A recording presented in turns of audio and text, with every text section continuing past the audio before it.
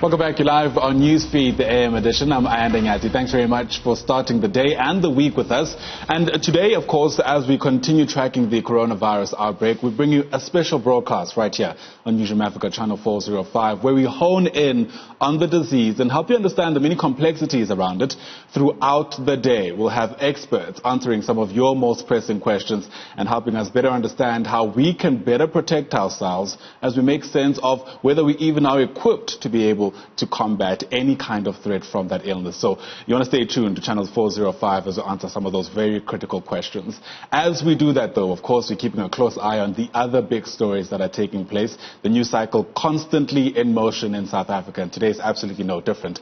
To help us do that purpose, we're joined by our news editor now, Zain Semaar, who's on top of all these big stories and will help us understand what they all mean. Zain, once again, thanks very much for joining us. Welcome back. Thank you, Ayanda. So let's start with what's on Newzroom Africa's diary. Of course, a big story that's on our radar is coronavirus. Yes, as you've mentioned, we're doing quite a big focus on the coronavirus. So we've got reporters out throughout the country. We've got Karinda Jagmohan at Durban, where we'll bring you the story of the imports and exports, of how it's affected trade in South Africa.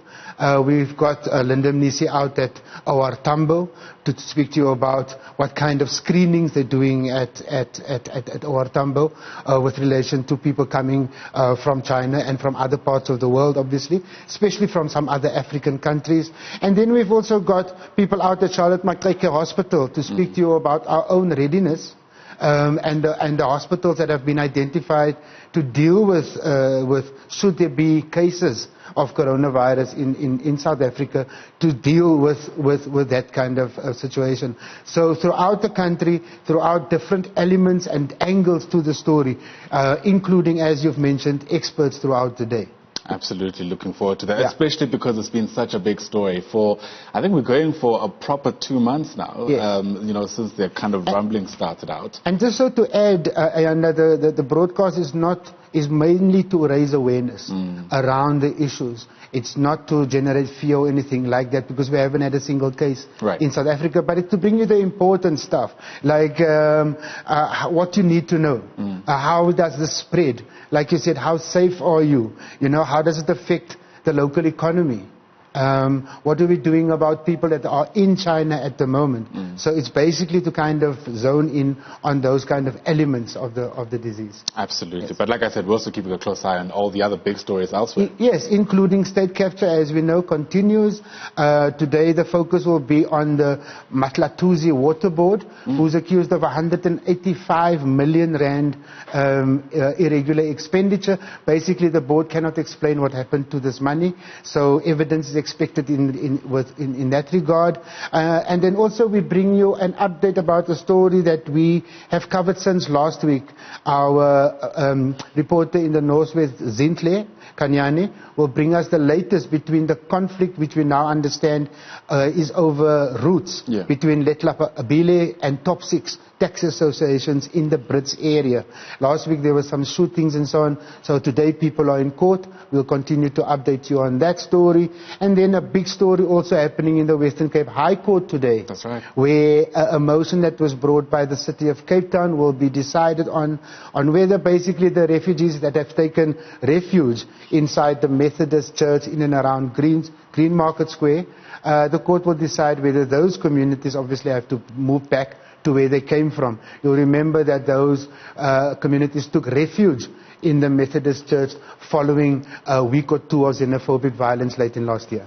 Absolutely worth keeping a close eye on. So we'll use that to segue into our newspaper this morning. Once again, because there's so much happening, there actually isn't the same top story on all the papers we've got this morning, right? So we spoiled for choice, really, in terms of getting you in the know about what you need to know. And we'll start with the Citizen. They're looking at a pawn bust, essentially, by police during a joint operation between South African and U.S. authorities.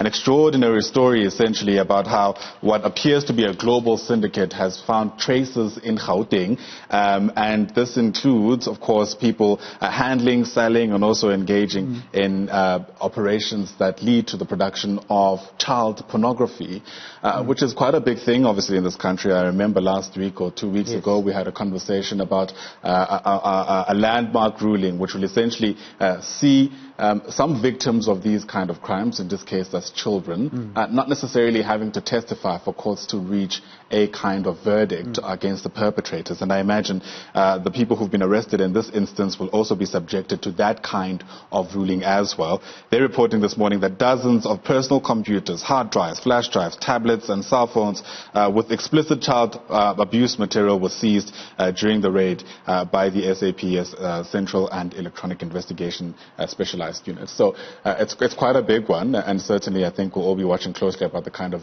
ruling that's passed. Yes. Just to add on to that story, what was quite interesting when I saw that story this morning, and was the fact of the alleged accused, ranging from people who own preschool centers, to married men, to 45-year-old men that still live with their parents. It's almost like a psychological profile that you get on TV, in a TV program of these suspects, and what kind of individuals are involved in child porn. Going on to the Sowetan, though, it has on its front page and page 2 the story of Sam Shengo Chabalala, who they say was nabbed again with a picture of a big wad of cash and a garish-looking Mercedes Bakkie, yellow-green Bakkie, and how basically this guy, who's an Mpumalanga businessman, is accused of trying to bribe police again. He was initially nabbed for trying to bribe a Home Affairs official when they were investigating his citizenship in South Africa. So quite a mixed story. Also on page 2, Alpha Mpitsene, the South African who went missing in China. Everybody was quite worried about him last week. The report talks about how a phone call that was made to the consulate in Shanghai, this person said it was Alpha. The family is a bit reluctant to say or to confirm that it was him, but the report speaks about how the consulate has confirmed that Alpha is the person that called them, and that he is actually not missing, that he's stuck in a Shanghai prison.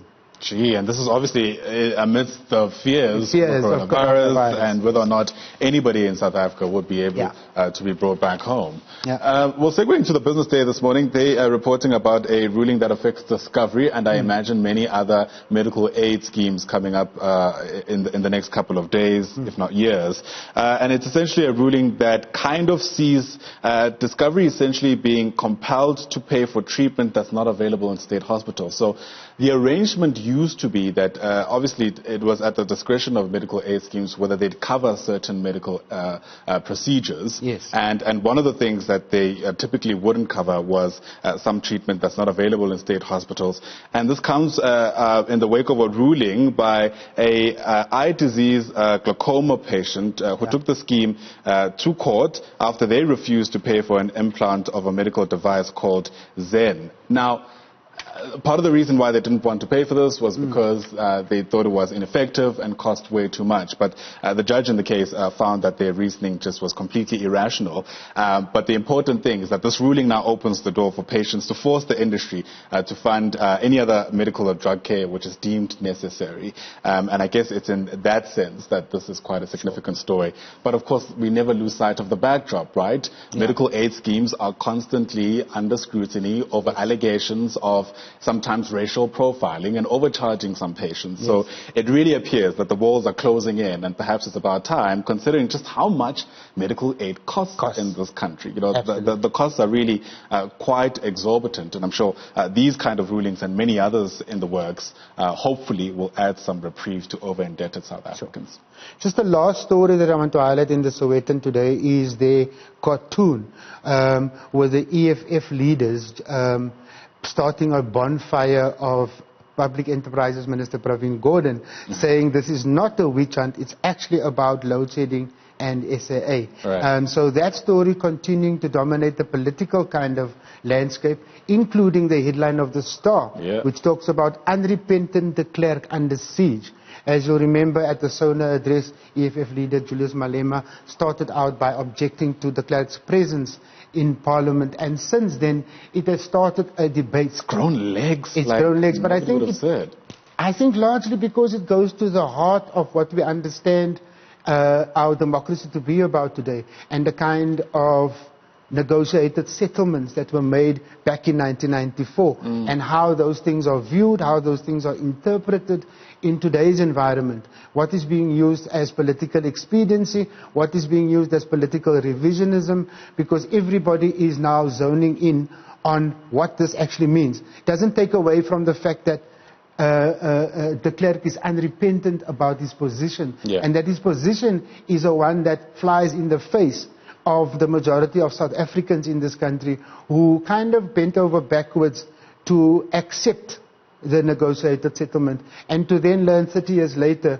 that the leader of the movement who brought like a section of the population to the negotiating table is today unrepentant about the effects of apartheid. So I think it starts there, but it also throws open to a whole range of broader political issues that currently dominate our political landscape. And no doubt we'll be fleshing them out on the show as well as on the channel. Thank you very much, Zain Semaar, as our news editor, helping us make sense of the big stories for the day and certainly for the week ahead.